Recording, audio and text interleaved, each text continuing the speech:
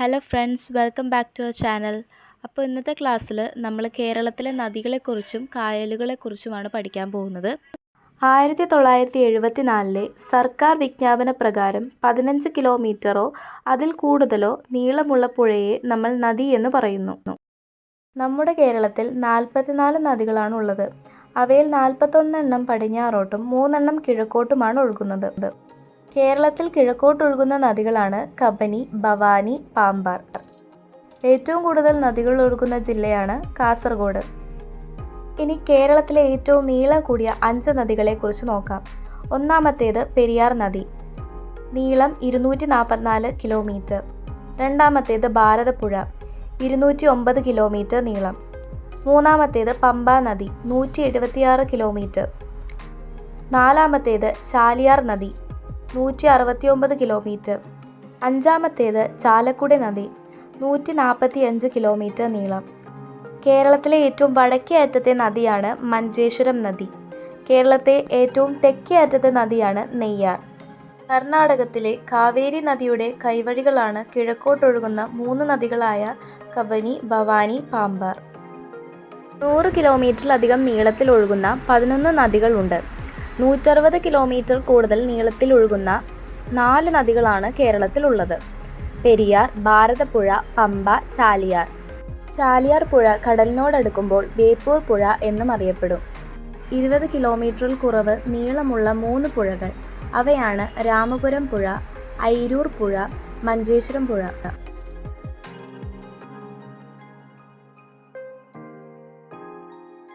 കേരളത്തിലെ ഏറ്റവും വലുതും നീളം കൂടിയതുമായ നദിയാണ് പെരിയാർ. പെരിയാർ കേരളത്തിലൂടെ ഒഴുകുന്ന ദൂരം 244 കിലോമീറ്റർ. സഹ്യപർവ്വതത്തിലെ ശിവഗിരി മലയിൽ നിന്നാണ് പെരിയാറിന്റെ ഉത്ഭവം. കേരളത്തിലെ ഏറ്റവും ചെറിയ നദിയാണ് മഞ്ചേശ്വരം പുഴ. കൂടുതൽ നദികൾ ഒഴുകുന്ന ജില്ല കാസർഗോഡ്. 11 നദികളാണ് കാസർഗോഡ് ജില്ലയിൽ ഒഴുകുന്നത്. എസ്.കെ. പൊറ്റക്കാടിൻ്റെ നാടൻ പ്രേമം എന്ന കൃതിയിൽ പ്രതിപാദിച്ചിരിക്കുന്ന നദിയാണ് ഇരുവഞ്ഞിപ്പുഴ. പഴശ്ശി ഡാം സ്ഥിതി ചെയ്യുന്ന കേരളത്തിലെ നദി വളപട്ടണം പുഴ. കടലിൽ പതിക്കുന്ന ഏറ്റവും ചെറിയ നദിയാണ് രാമപുരം പുഴ. 19 കിലോമീറ്ററാണ് അതിൻ്റെ നീളം. നദികളെക്കുറിച്ചുള്ള പഠനമാണ് പോട്ടമോളജി എന്നറിയപ്പെടുന്നത്. നദികളോടുള്ള പേടിയെ ഫോട്ടോമോഫോബിയ എന്നറിയപ്പെടുന്നു. കേരളത്തിലെ രണ്ടാമത്തെ വലിയ നദിയാണ് ഭാരതപ്പുഴ. തലശ്ശേരിയെയും മാഹിയെയും തമ്മിൽ വേർതിരിപ്പിക്കുന്ന കേരളത്തിലെ നദിയാണ് മയ്യഴിപ്പുഴ. മൗര്യ സാമ്രാജ്യ സ്ഥാപകനായ ചന്ദ്രഗുപ്ത മൗര്യൻ്റെ പേരിൽ അറിയപ്പെടുന്ന നദി ഏതാണ്? ചന്ദ്രഗിരി പുഴ. സഹ്യപർവ്വത നിരകളിൽ നിന്നാണ് നദികൾ ആരംഭിക്കുന്നത്. അരുന്ധതി റോയുടെ ഗോഡ് ഓഫ് സ്മോൾ തിങ്സ് എന്ന കൃതിയിൽ പരാമർശിച്ചിരിക്കുന്ന നദിയാണ് മീനച്ചിലാർ. നിലമ്പൂരിലെ തേക്കിൻ കാടുകളിൽ കൂടി ഒഴുകുന്ന നദിയാണ് ചാലിയാർ. ഇന്ത്യയിലെ ഇംഗ്ലീഷ് ചാനൽ എന്ന് വിളിക്കുന്ന കേരളത്തിലെ നദിയാണ് മയ്യഴിപ്പുഴ. അരുവിക്കര ഡാം സ്ഥിതി ചെയ്യുന്ന നദിയാണ് കരമനയാർ. ആദ്യത്തെ കോൺക്രീറ്റ് അണക്കെട്ട് മാട്ടുപ്പെട്ടി, പെരിയാർ നദിയിൽ. ഏറ്റവും ചെറിയ നദിയായ മഞ്ചേശ്വരം പുഴയുടെ ഉത്ഭവസ്ഥാനം ബാലപൂണിക്കുന്നുകളാണ്. കക്കയ ഡാം സ്ഥിതി ചെയ്യുന്ന നദിയാണ് കുറ്റിയാടി നദി. ഇനി നമുക്ക് പെരിയാറിനെ കുറിച്ച് നോക്കാം. കേരളത്തിലെ ഏറ്റവും വലിയ നദിയാണ് പെരിയാർ. കേരളത്തിൻ്റെ ജീവനാഡി എന്നും പെരിയാർ നദിയെ അറിയപ്പെടുന്നു. പെരിയാറിൻ്റെ ഉത്ഭവം ശിവഗിരി മലകളിൽ നിന്നാണ്. ഏറ്റവും കൂടുതൽ ജലം വഹിക്കുന്ന നദി കൂടിയാണ് പെരിയാർ. പ്രാചീന കാലത്ത് പെരിയാർ നദിയെ ചൂർണി എന്നും അറിയപ്പെട്ടിരുന്നു. കൂടുതൽ ജലവൈദ്യുത പദ്ധതികൾ ഉള്ള നദി കൂടിയാണ് പെരിയാർ. പെരിയാറിൻ്റെ പോഷക നദികൾ: മുല്ലയാർ, കട്ടപ്പനയാർ, ചെറുതോണിയാർ, പെരിഞ്ചൻകുട്ടിയാർ, മുതിരപ്പുഴയാർ, ഇടമലയാർ. പെരിയാറിലെ ജലവൈദ്യുത പദ്ധതികൾ: പള്ളിവാസൽ, പന്നിയാർ, നേര്യമംഗലം, ചെങ്കുളം. കേരളത്തിലെ ഏറ്റവും കൂടുതൽ അണക്കെട്ട് നിർമ്മിച്ചിരിക്കുന്നത് പെരിയാറിലാണ്. പെരിയാർ എറണാകുളം ജില്ലയിലെ ആലുവയിൽ വെച്ച് 2ആയി പിരിയുന്നു: മംഗലപ്പുഴ, മാർത്താണ്ഡപ്പുഴ. കേരളത്തിലെ ആദ്യത്തെ ജലവൈദ്യുത പദ്ധതിയാണ് പള്ളിവാസൽ. പള്ളിവാസൽ ജലവൈദ്യുത പദ്ധതി നിർമ്മിച്ചിരിക്കുന്നത് പെരിയാറിൻ്റെ പോഷക നദിയായ മുതിരപ്പുഴയാറിലാണ്. ഇത് ശ്രീ ചിത്തിര തിരുനാളിൻ്റെ കാലഘട്ടത്തിലാണ് നിർമ്മിച്ചിരിക്കുന്നത്. ഏത് കമ്പനിയാണ് സ്വകാര്യ ആവശ്യത്തിനായി പള്ളിവാസലിൽ ജലവൈദ്യുത പദ്ധതി ആരംഭിച്ചത്? കണ്ണൻ ദേവൻ കമ്പനി. ഇന്ത്യയിലെ ആദ്യത്തെ ആർച്ച് ഡാം സ്ഥിതി ചെയ്യുന്നത് ഇടുക്കിയിലാണ്. കുറവൻകുറത്തി മലനിരകൾക്കിടയിലാണ് ഇടുക്കി ഡാം നിർമ്മിച്ചിരിക്കുന്നത്. ശ്രീനാരായണ ഗുരു അദ്വൈതാശ്രമം സ്ഥാപിച്ചത് പെരിയാറിന്റെ തീരത്താണ്. ശങ്കരാചാര്യർ ജനിച്ച സ്ഥലമായ കാലടിയും പെരിയാറിന്റെ തീരത്താണ്. ശങ്കരാചാര്യർ പൂർണ്ണ എന്ന് പരാമർശിച്ച നദിയാണ് പെരിയാർ. കാനഡയുടെ സഹായത്തോടെയാണ് ഇടുക്കി ഡാം സ്ഥാപിച്ചിരിക്കുന്നത്. പള്ളിവാസൽ ജലവൈദ്യുത പദ്ധതി സ്ഥിതി ചെയ്യുന്നത് പെരിയാറിന്റെ കൈവഴിയായ മുതിരപ്പുഴയാറിലാണ്. പെരിയാറിനെ ചൂർണി, ചുള്ളി, കാലടിപ്പുഴ എന്ന പേരുകളിലും അറിയപ്പെടുന്നു. പെരിയാറിനോട് ആദ്യം ചേരുന്ന പോഷക നദിയാണ് മുല്ലയാർ. 1341 പെരിയാറിലുണ്ടായ വെള്ളപ്പൊക്കം കൊടുങ്ങല്ലൂർ തുറമുഖം നശിപ്പിക്കുകയും കൊച്ചി തുറമുഖം രൂപം കൊള്ളുകയും ചെയ്ത വെള്ളപ്പൊക്കമായിരുന്നു. പെരിയാറിലെ പ്രധാന അണക്കെട്ടുകൾ Ponmudi dam, Anayirangal dam, Mullaperiyar dam, Mattupetty dam, Chenkulam dam, Kundala dam. Pallivasal ജലവൈദ്യുത പദ്ധതിയുടെ ഉപയോഗം കഴിഞ്ഞ് പുറത്തേക്കൊഴുകുന്ന വെള്ളവും മുതിരപ്പുഴയാറിലെ വെള്ളവും ഉപയോഗിച്ച് വൈദ്യുതി ഉൽപ്പാദിപ്പിക്കുന്നത് ഏത് ജലവൈദ്യുത പദ്ധതിയാണ്? ചെങ്കുളം ജലവൈദ്യുത പദ്ധതി. പെരിയാറിൻ്റെയും മുല്ലയാറിൻ്റെയും സംഗമ സ്ഥലത്താണ് മുല്ലപ്പെരിയാർ ഡാം സ്ഥിതി ചെയ്യുന്നത്. മൂന്നാറിൽ സംഗമിക്കുന്ന നദികൾ മുതിരപ്പുഴ, കുണ്ടള, നല്ലതണ്ണി. പെരിയാറിൻ്റെ തീരത്തുള്ള പ്രസിദ്ധമായ ക്രിസ്ത്യൻ തീർത്ഥാടന കേന്ദ്രം മലയാറ്റൂർ. പെരിയാർ നദി ഒഴുകുന്ന ജില്ലകൾ എറണാകുളം, ഇടുക്കി. മുതിരപ്പുഴയിലാണ് ചെങ്കുളം പദ്ധതി ഉള്ളത്. പെരിയാറിൻ്റെ പോഷക നദി കൂടിയാണ് മുതിരപ്പുഴ. പെരിയാറിനെ ടൈഗർ റിസർവ് ആയി പ്രഖ്യാപിച്ച വർഷം 1978. പെരിയാർ വന്യജീവി സങ്കേതത്തിൽ ഉൾപ്പെട്ടിട്ടുള്ള ഇവ പ്രദേശത്തെ ദേശീയ ഉദ്യാനമായി പ്രഖ്യാപിച്ച വർഷം 1982. അടുത്തതായിട്ട് നോക്കാൻ പോകുന്നത് ഭാരതപ്പുഴയെക്കുറിച്ചാണ്. ഭാരതപ്പുഴയുടെ നീളം 209 കിലോമീറ്ററാണ്. ഭാരതപ്പുഴ ആനമല നിരകളിലെ പോത്തന്നൂരിനടുത്തു നിന്നും ഉത്ഭവിച്ച് അറബിക്കടലിൽ പതിക്കുന്നു. പാലക്കാട്, തൃശൂർ ജില്ലയിലൂടെയാണ് ഭാരതപ്പുഴ ഒഴുകുന്നത്. ഭാരതപ്പുഴയെ തമിഴ്നാട്ടിൽ അമരാവതി എന്ന പേരിലും അറിയപ്പെടുന്നു. ഭാരതപ്പുഴയിലാണ് മലമ്പുഴ അണക്കെട്ട് സ്ഥിതി ചെയ്യുന്നത്. കേരളത്തിലെ വൃന്ദാവനം എന്നാണ് മലമ്പുഴ അറിയപ്പെടുന്നത്. മാമാങ്കം നടന്നിരുന്നത് ഭാരതപ്പുഴയുടെ തീരത്തിലെ തിരുനാവയിലാണ്. കേരളത്തിലെ നൈൽ നദി എന്നറിയപ്പെട്ടിരുന്നത് ഭാരതപ്പുഴയാണ്. ഭാരതപ്പുഴയെ ശോകനാശിനിപ്പുഴ എന്ന് വിളിച്ചത് തുഞ്ചത്ത് രാമാനുജൻ എഴുത്തച്ഛനായിരുന്നു. പൊന്നാനിപ്പുഴ, നിള എന്ന പേരിലെല്ലാം ഭാരതപ്പുഴ അറിയപ്പെടുന്നു. ഗായത്രിപ്പുഴ ഭാരതപ്പുഴയുമായി ചേരുന്ന സ്ഥലമാണ് തൃശൂർ ജില്ലയിലെ മായന്നൂർ. കുഞ്ചൻ നമ്പ്യാർ ജനിച്ച കിളിക്കുറിശിമംഗലം ഭാരതപ്പുഴയുടെ തീരത്താണ് സ്ഥിതി ചെയ്യുന്നത്. സൈലന്റ് വാലിയിൽ നിന്നും ഉത്ഭവിക്കുന്ന നദിയാണ് തൂതപ്പുഴ നദി. ഭാരതപ്പുഴയുടെ പോഷക നദികളാണ് ഗായത്രിപ്പുഴ, കണ്ണാടിപ്പുഴ, കൽപ്പാത്തിപ്പുഴ, തൂതപ്പുഴ. ഭാരതപ്പുഴയിലെ അണക്കെട്ടുകളാണ് മലമ്പുഴ, മീങ്കര, ചുള്ളിയാർ, പൂത്തുണ്ടി, വാളയാർ. ജലപങ്കാളിത്തത്തോടെ ആരംഭിച്ച മീൻവല്ലം പദ്ധതിയാണ് തൂതപ്പുഴ. പാലക്കാടാണ് സ്ഥിതി ചെയ്യുന്നത്. ഭാരതപ്പുഴയുടെ തീരത്താണ് വള്ളത്തോൾ സ്ഥാപിച്ച കലാമണ്ഡലമായ ചെറുതുരുത്തി ഉള്ളത്. നിളയുടെ കഥാകാരൻ എന്നറിയപ്പെടുന്നത് ആരെയാണ്? MT വാസുദേവൻ നായർ. ഭാരതപ്പുഴയിൽ സ്ഥിതി ചെയ്യുന്ന ഏറ്റവും വലിയ അണക്കെട്ടാണ് മലമ്പുഴ അണക്കെട്ട്. ഗുരുസാഗരം എന്ന കൃതിയിൽ പ്രതിപാദിച്ചിരിക്കുന്ന നദിയാണ് തൂതപ്പുഴ. എഴുതിയിരിക്കുന്നത് OV വിജയൻ. കേരളത്തിലെ ഗംഗ എന്നറിയപ്പെടുന്ന നദിയാണ് ഭാരതപ്പുഴ. ചിറ്റൂർ പുഴ എന്നറിയപ്പെടുന്നത് ഭാരതപ്പുഴയുടെ പോഷക നദിയായ കണ്ണാടിപ്പുഴയെയാണ്.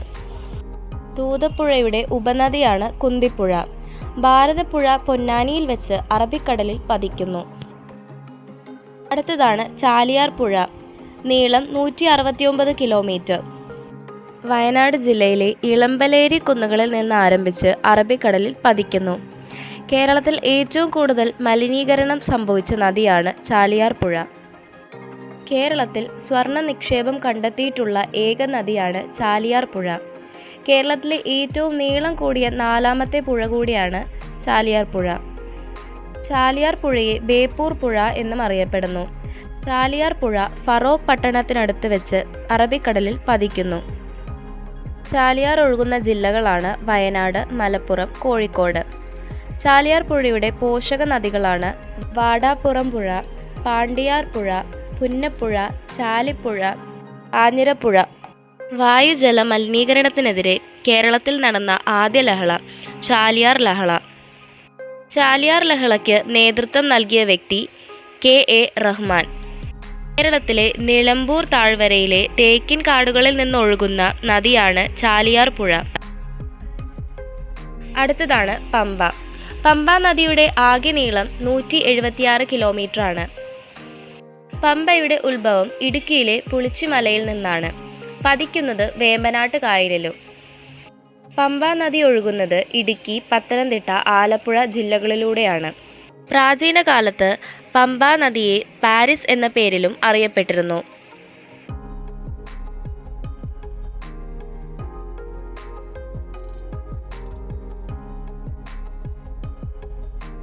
കേരളത്തിലെ ഏറ്റവും നീളം കൂടിയ മൂന്നാമത്തെ നദിയാണ് പമ്പ. തിരുവിതാംകൂറിൻ്റെ ജീവനാഡി എന്നും പമ്പ അറിയപ്പെടുന്നു. ചെമ്പക്കുളം വള്ളംകളി നടക്കുന്നത് ആലപ്പുഴ ജില്ലയിലെ പമ്പ നദിയിലാണ്. പമ്പ നദിയുടെ തീരത്താണ് മാരമൺ കൺവെൻഷൻ നടക്കുന്നത്. പത്തനംതിട്ടയിലെ പമ്പ നദിയുടെ തീരത്ത് ചെറുകോൽ പുഴയിലാണ് ഹിന്ദു മത സമ്മേളനം നടക്കുന്നത്. പത്തനംതിട്ടയിലെ പമ്പ നദീ തീരത്താണ് പെരുന്തേൽ അരുവി വെള്ളച്ചാട്ടമുള്ളത്. കേരളത്തിലെ സ്വകാര്യ മേഖലയിലെ ആദ്യത്തെ ജലവൈദ്യുത പദ്ധതിയാണ് മണിയാർ പദ്ധതി. ഇത് പമ്പ നദിയിലാണ് ഉള്ളത്. പമ്പ നദിയിലെ അണക്കെട്ടുകൾ കക്കാട്, കക്കി, പമ്പ. പമ്പ നദിയെ തിരുവിതാംകൂറിൻ്റെ ജീവനാഡി എന്നും അറിയപ്പെടുന്നു. ദക്ഷിണ ഭഗീരഥി, റിവർ ബാരിസ് എന്ന പേരിലും പമ്പ നദി അറിയപ്പെടുന്നു.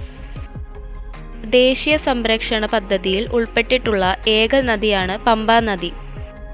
ദക്ഷിണ കേരളത്തിലെ ഗംഗ എന്നറിയപ്പെടുന്ന നദിയാണ് പമ്പ.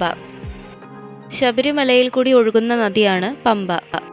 പമ്പ നദിയിലാണ് ജലപൂരം എന്നറിയപ്പെടുന്ന ആറന്മുളം വള്ളംകളി നടക്കുന്നത്. പമ്പ നദിയെ മാലിന്യമുക്തമാക്കാൻ കേന്ദ്ര സർക്കാർ നാഷണൽ റിവർ കൺസർവേഷൻ പ്ലാൻ പ്രകാരം ആരംഭിച്ച പദ്ധതിയാണ് പമ്പ ആക്ഷൻ പ്ലാൻ പദ്ധതി. പമ്പ നദിയുടെ പ്രധാന പോഷക നദികൾ അച്ചൻകോവിലാർ, കല്ലാർ, കക്കി. അടുത്തതാണ് ചാലക്കുടി പുഴ. ചാലക്കുടി പുഴയുടെ നീളം 145.5 കിലോമീറ്ററാണ്. നീളത്തിൽ 5ാം സ്ഥാനത്താണ് ഉള്ളത്. തമിഴ്നാട്ടിലെ ആനമലയിൽ നിന്നും ഉത്ഭവിച്ച് പതിക്കുന്നത് പെരിയാറിലും കൊടുങ്ങല്ലൂർ കായലിലുമാണ്. ഇന്ത്യയിലെ ഏറ്റവും കൂടുതൽ ജൈവ വൈവിധ്യമുള്ള നദിയാണ് ചാലക്കുടി പുഴ. കേരളത്തിലെ ഏറ്റവും വലിയ വെള്ളച്ചാട്ടമായ അതിരമ്പള്ളി വാഴച്ചാൽ വെള്ളച്ചാട്ടമുള്ളത് തൃശ്ശൂർ ജില്ലയിലെ ചാലക്കുടി പുഴയിലാണ്. കേരളത്തിലെ ഏറ്റവും തെക്കേ അറ്റത്തുള്ള നദിയാണ് നെയ്യാർ. കേരള സർക്കാരിൻ്റെ കീഴിലുള്ള കേരളത്തിലെ ഏക എണ്ണപ്പനത്തോട്ടം സ്ഥിതി ചെയ്യുന്നത് ചാലക്കുടി പുഴയുടെ തീരത്താണ്. കേരളത്തിലെ മത്സ്യസമ്പത്തിനാൽ പ്രസിദ്ധമായ നദിയാണ് ചാലക്കുടി പുഴ. ചാലക്കുടി പുഴയിലാണ് ഷോളയാർ അണക്കെട്ട് സ്ഥിതി ചെയ്യുന്നത്. പറമ്പിക്കുളം അണക്കെട്ട് ചാലക്കുടി പുഴയുടെ തീരത്താണുള്ളത്. അടുത്തതാണ് കുറ്റ്യാടിപ്പുഴ. നീളം 74 കിലോമീറ്റർ. കേരളത്തിലെ പശ്ചിമഘട്ടത്തിലെ വയനാടൻ മലനിരകളിലെ നരിക്കോട്ടയിൽ നിന്നും ആരംഭിച്ച് അറബിക്കടലിൽ പതിക്കുന്നു. കേരളത്തിലെ മഞ്ഞ നദി എന്നും അറിയപ്പെടുന്നത് കുറ്റ്യാടിപ്പുഴയാണ്. മൂരാട് പുഴ എന്നും അറിയപ്പെടുന്നു. നദിയുടെ കൂടുതൽ ഭാഗവും ഒഴുകുന്നത് കോഴിക്കോട് ജില്ലയിൽ കൂടിയാണ്. കുറ്റ്യാടിപ്പുഴയിലാണ് പെരുവണ്ണാമൂഴി അണക്കെട്ട് സ്ഥിതി ചെയ്യുന്നത്. കേരളത്തിലെ ഏക മുതല വളർത്തൽ കേന്ദ്രമുള്ളത് കോഴിക്കോട് ജില്ലയിലെ പെരുവണ്ണാമൂഴി ഡാമിലാണ്. മലബാറിലെ ആദ്യത്തെ ജലവൈദ്യുത പദ്ധതി കുറ്റ്യാടി ജലവൈദ്യുത പദ്ധതിയാണ്. ഇത് കുറ്റ്യാടിപ്പുഴയിലാണ് ഉള്ളത്. അടുത്തതാണ് മഞ്ചേശ്വരം പുഴ. നദിയുടെ നീളം 16 കിലോമീറ്റർ. പടിഞ്ഞാറോട്ടൊഴുകുന്ന നദികളിൽ ഏറ്റവും ചെറിയ നദിയാണ് മഞ്ചേശ്വരം പുഴ. കേരളത്തിലെ ഏറ്റവും ചെറിയ നദിയാണ് മഞ്ചേശ്വരം പുഴ. കേരളത്തിലെ ഏറ്റവും വടക്കേ അറ്റത്തെ നദിയാണ് മഞ്ചേശ്വരം പുഴ. ബാലഭൂണി കുന്നുകളിൽ നിന്നും ആരംഭിച്ച് ഏറ്റവും വടക്കേ അറ്റത്തെ കായലായ ഉപ്പളക്കായലിൽ പതിക്കുന്നു. അടുത്തതാണ് മയ്യഴിപ്പുഴ. നീളം 54 കിലോമീറ്റർ. ഉത്ഭവം വയനാട് ചുരത്തിൽ നിന്നും ആരംഭിച്ച് അറബിക്കടലിൽ പതിക്കുന്നു. മയ്യഴിപ്പുഴയെ കേരളത്തിലെ ഇംഗ്ലീഷ് ചാനൽ എന്ന പേരിലും അറിയപ്പെടുന്നു. I.K. കുമാരൻ മാസ്റ്ററെ മയ്യഴിപ്പുഴയുടെ കഥാകാരൻ എന്നാണ് അറിയപ്പെടുന്നത്.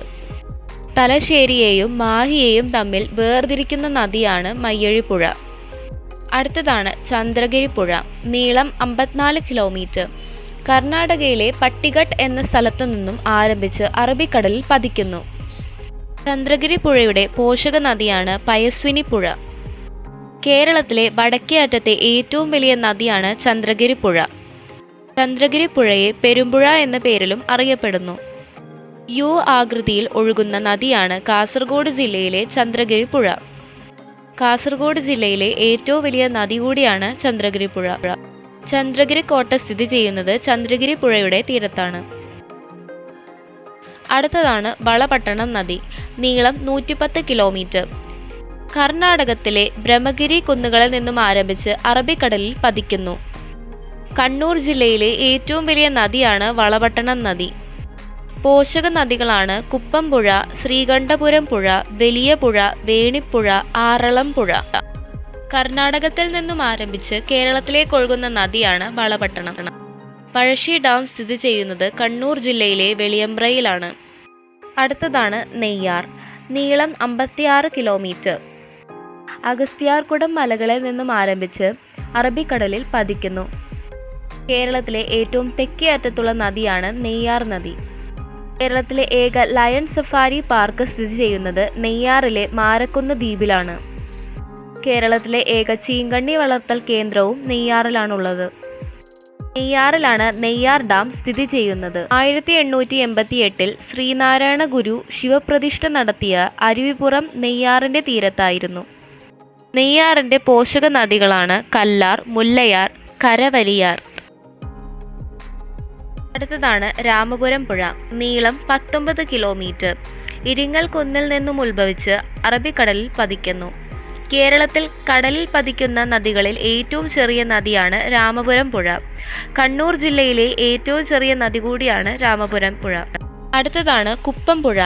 കർണാടകത്തിലെ പാഡിനൽകാവ് റിസർവ് വനത്തിൽ നിന്നും ആരംഭിച്ച് അറബിക്കടലിൽ പതിക്കുന്നു. കേരളത്തിലെ ഏറ്റവും ആഴം കൂടിയ പുഴയാണ് കുപ്പംപുഴ. അടുത്തതാണ് ചാലിയാർ പുഴ. കേരളത്തിലെ 4ാമത്തെ നീളം കൂടിയ നദിയാണ് ചാലിയാർ പുഴ. നീളം 169 കിലോമീറ്റർ. കല്ലായി പുഴ, ബേപ്പൂർ പുഴ എന്നീ പേരുകളിൽ കൂടി അറിയപ്പെടുന്ന നദി കൂടിയാണ് ചാലിയാർ പുഴ.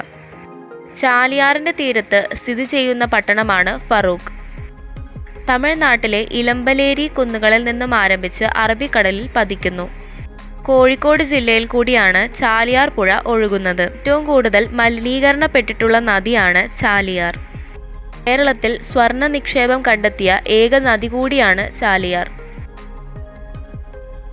അടുത്തതാണ് കല്ലടയാർ. 121 കിലോമീറ്റർ. കരിമലയിൽ നിന്നും ആരംഭിച്ച് കൊല്ലം അഷ്ടമുടി കായലിൽ പതിക്കുന്നു. കേരളത്തിലെ ഏറ്റവും വലിയ ജലസേചന പദ്ധതിയാണ് കല്ലട. അത് കൊല്ലം ജില്ലയിലാണുള്ളത്. പാലരുവി വെള്ളച്ചാട്ടവും തൂക്കുപാലവും സ്ഥിതി ചെയ്യുന്നത് കല്ലടയാറിലാണ്. കല്ലടയാറിന് കുറുകെയുള്ള പാലത്തെ പുനലൂർ തൂക്കുപാലം എന്നും പറയുന്നു. പോഷക നദികളാണ് കുളത്തുപുഴ, കൽത്തുരുത്തിപ്പുഴ, ചെന്തുരുത്തിപ്പുഴ. തെന്മല അണക്കെട്ട് സ്ഥിതി ചെയ്യുന്നത് കൊല്ലം ജില്ലയിലാണ്. ഇനി കിഴക്കോട്ടൊഴുകുന്ന 3 നദികളെ കുറിച്ച് പഠിക്കാം. ആദ്യത്തേതാണ് കബനി നദി. നീളം 56.6 കിലോമീറ്റർ. വയനാട് ജില്ലയിലെ തൊണ്ടാർമുടിയിൽ നിന്നും ആരംഭിച്ച് കർണാടകയിലെ കാവേരി നദിയിൽ പതിക്കുന്നു. കിഴക്കോട്ടൊഴുകുന്ന നദികളിൽ ഏറ്റവും വലിയ നദിയാണ് കബനി നദി. കുറുവ ദ്വീപ് സ്ഥിതി ചെയ്യുന്നത് വയനാട് ജില്ലയിലെ Kabani നദിയിലാണ്.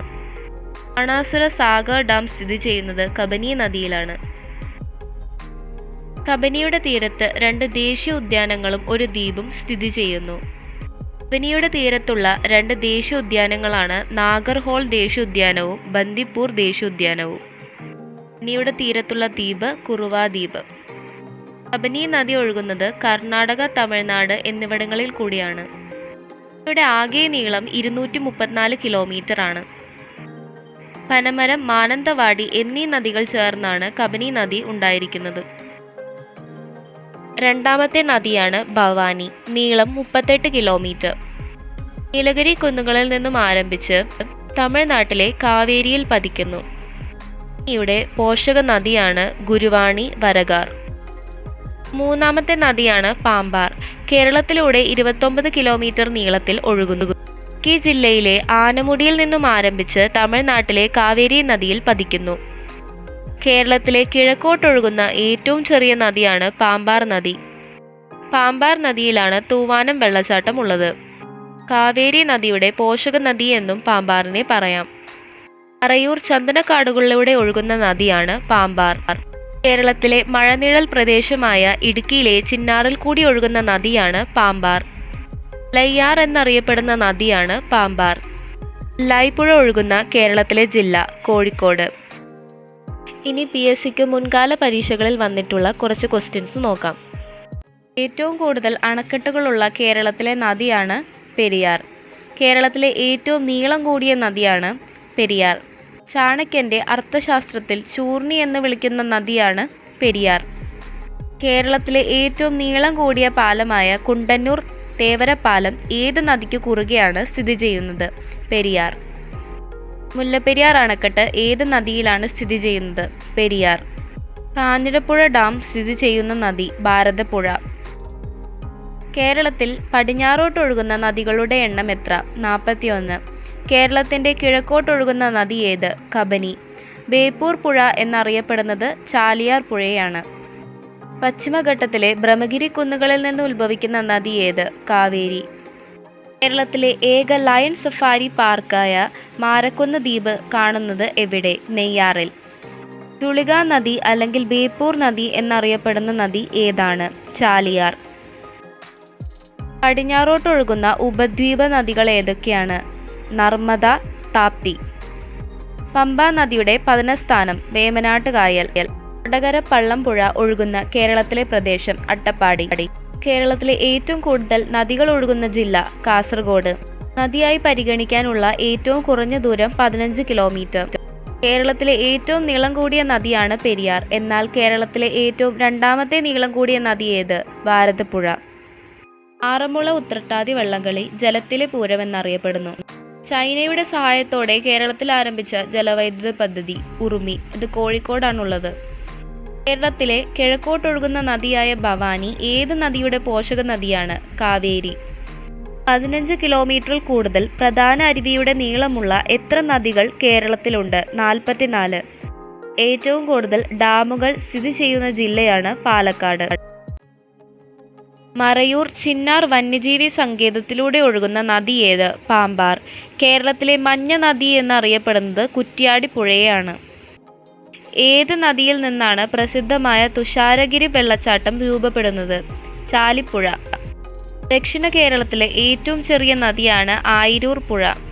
Palakkad silent Valley national പാർക്കിലൂടെ ഒഴുകുന്ന നദി കുന്തിപ്പുഴ. തേക്കടി സ്ഥിതി ചെയ്യുന്നത് ഏത് നദിയുടെ കരയിലാണ്? മുല്ലപ്പെരിയാർ. കേരളത്തിൽ മാലിന്യം ഏറ്റവും കുറവുള്ള നദിയാണ് കുന്തിപ്പുഴ. കർണാടകയിൽ നിന്ന് ഉത്ഭവിച്ച് കേരളത്തിലേക്ക് ഒഴുകുന്ന നദിയാണ് വളപട്ടണം നദി.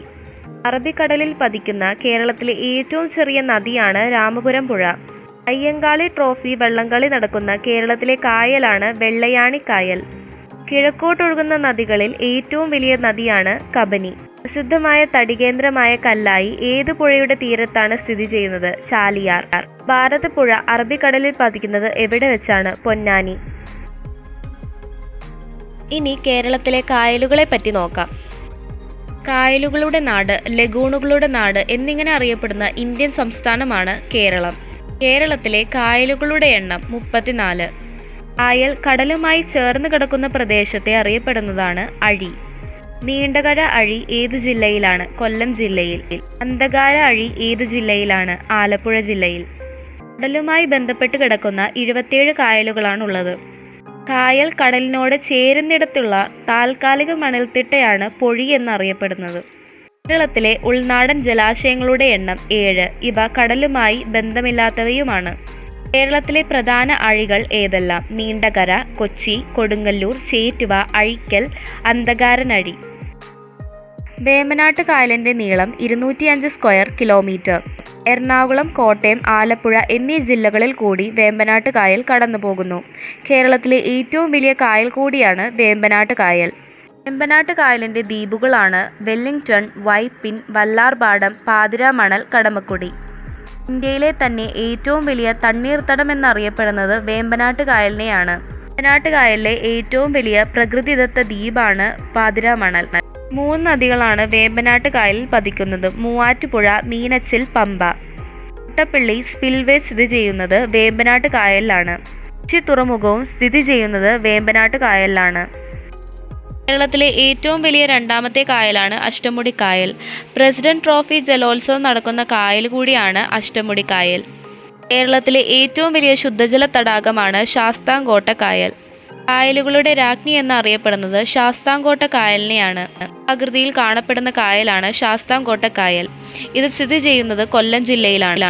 കേരളത്തിലെ തെക്കേ അറ്റത്തുള്ള ശുദ്ധജല തടാകമാണ് തിരുവനന്തപുരം ജില്ലയിലെ വെള്ളയാണി കായൽ. സമുദ്രനിരപ്പിൽ നിന്നും ഏറ്റവും ഉയരത്തിൽ സ്ഥിതി ചെയ്യുന്ന തടാകമാണ് പൂക്കോട് തടാകം. ഏറ്റവും ചെറിയ ശുദ്ധജല തടാകം കൂടിയാണ് പൂക്കോട് തടാകം. ഇത് വയനാട് ജില്ലയിലാണുള്ളത്. കേരളത്തിന്റെ ശുദ്ധജല തടാകങ്ങൾ: കൊല്ലം ജില്ലയിലെ ശാസ്താംകോട്ട കായൽ, തിരുവനന്തപുരം ജില്ലയിലെ വെള്ളയാണി കായൽ, തൃശ്ശൂർ ജില്ലയിലെ ഏനമാക്കൽ, വയനാട് ജില്ലയിലെ പൂക്കോട് തടാകം. കേരളത്തിലെ കാസർഗോഡ് ജില്ലയിൽ സ്ഥിതി ചെയ്യുന്ന ഏറ്റവും ചെറിയ കായലാണ് ഉപ്പളക്കായൽ. ഉപ്പളക്കായലിൽ പതിക്കുന്ന നദിയാണ് മഞ്ചേശ്വരം പുഴ. കേരളത്തിന്റെ വടക്കേ അറ്റത്തുള്ള കായലാണ് ഉപ്പളക്കായൽ. വേമ്പനാട്ട് കായൽ അറബിക്കടലുമായി ചേരുന്നിടത്തുള്ള തുറമുഖമാണ് തലശ്ശേരി തുറമുഖം.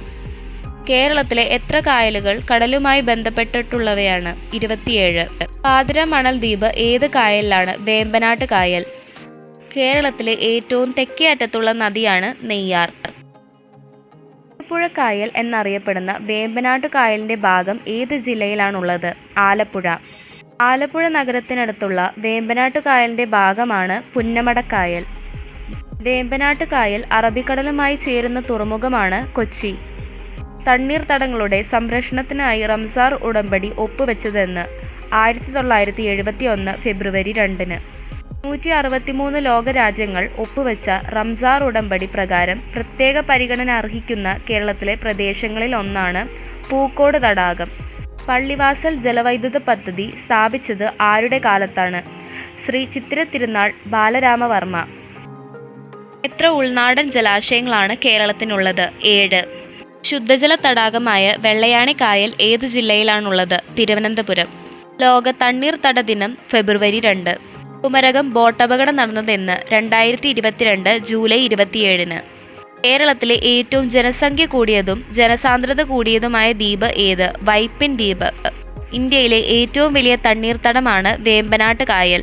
തേക്കടി ബോട്ടപകടം നടന്നത് 2009 സെപ്റ്റംബർ 30-നാണ്. തണ്ണീർമുക്കം ബണ്ട് പ്രവർത്തനം ആരംഭിച്ച വർഷം? 1976. പെരുമൺ തീവണ്ടി അപകടമുണ്ടായത് ഏത് കായലിലാണ്? അഷ്ടമുടി കായൽ. ജൂലൈ 8, 1988-ലാണ് ഈ സംഭവം നടന്നത്. പുന്നമടക്കായൽ എന്നറിയപ്പെടുന്ന കായലാണ് വേമ്പനാട്ട് കായൽ.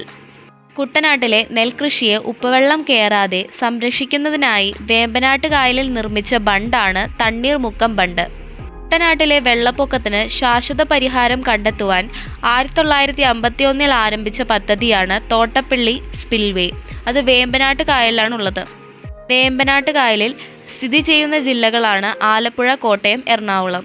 വേമ്പനാട്ട് കായലിലെ നടുവിലുള്ള ദ്വീപാണ് പാതിരാമണൽ. വേമ്പനാട്ട് കായൽ അറബിക്കടലുമായി ചേരുന്നിടത്തുള്ള തുറമുഖമാണ് കൊച്ചി. ഏതെല്ലാം പേരുകളിലാണ് വേമ്പനാട്ട് കായൽ അറിയപ്പെടുന്നത്? കൈതപ്പുഴ കായൽ, കൊച്ചി കായൽ, വീരാൻപുഴ, പുന്നമടക്കായൽ. കേരളത്തിലെ ഏറ്റവും തെക്കേ അറ്റത്തുള്ള കായലാണ് വേളി കായൽ. കേരളത്തിലെ ഏറ്റവും വടക്കേ അറ്റത്തുള്ള കായലാണ് ഉപ്പളക്കായൽ. തമിഴ്നാട്ടിൽ നിന്ന് ഉത്ഭവിച്ച് അറബിക്കടലിൽ ചേരുന്ന കേരളത്തിലെ പ്രധാന നദിയാണ് ഭാരതപ്പുഴ. തണ്ണീർമുക്കം ബണ്ട് ഏതെല്ലാം സ്ഥലങ്ങളെയാണ് ബന്ധിപ്പിക്കുന്നത്? ആലപ്പുഴയിലെ തണ്ണീർമുക്കം, കോട്ടയത്തെ വെച്ചൂർ. മിനി പമ്പ എന്ന പദ്ധതി കേരളത്തിലെ ഏത് നദിയുമായി ബന്ധപ്പെട്ടിട്ടുള്ളതാണ്? ഭാരതപ്പുഴ. കുട്ടനാടിൻ്റെ എക്കോസിസ്റ്റവുമായി ബന്ധപ്പെട്ടിട്ടുള്ള നദി ഏത്? പമ്പ. കുമരകത്തിനും തണ്ണീർമുക്കം ബണ്ടിനും മധ്യേ സ്ഥിതി ചെയ്യുന്ന ചെറുദ്വീപാണ് പാതിരാമണൽ. കേരളത്തിൽ ഉത്ഭവിച്ച് കിഴക്കോട്ടൊഴുകി ബംഗാൾ ഉൾക്കടലിൽ പതിക്കുന്ന എത്ര നദികളാണുള്ളത്? 3. കേരളത്തിലെ ഏറ്റവും വടക്കേ അറ്റത്തെ കായലാണ് ഉപ്പളക്കായൽ. തെന്മല അണക്കെട്ട് സ്ഥിതി ചെയ്യുന്നത് എവിടെ? പരപ്പാർ. കേരളത്തിലെ 4ാമത്തെ വലിയ നദി ചാലിയാർ. ചാലിയാറിൻ്റെ നീളം 169 കിലോമീറ്റർ. കേരളത്തിലെ ഏറ്റവും വലിയ മനുഷ്യനിർമ്മിത ദ്വീപാണ് വെല്ലിംഗ്ടൺ. കുമരകം ഏത് കായൽ തീരത്താണുള്ളത്? വേമ്പനാട്ട് കായൽ.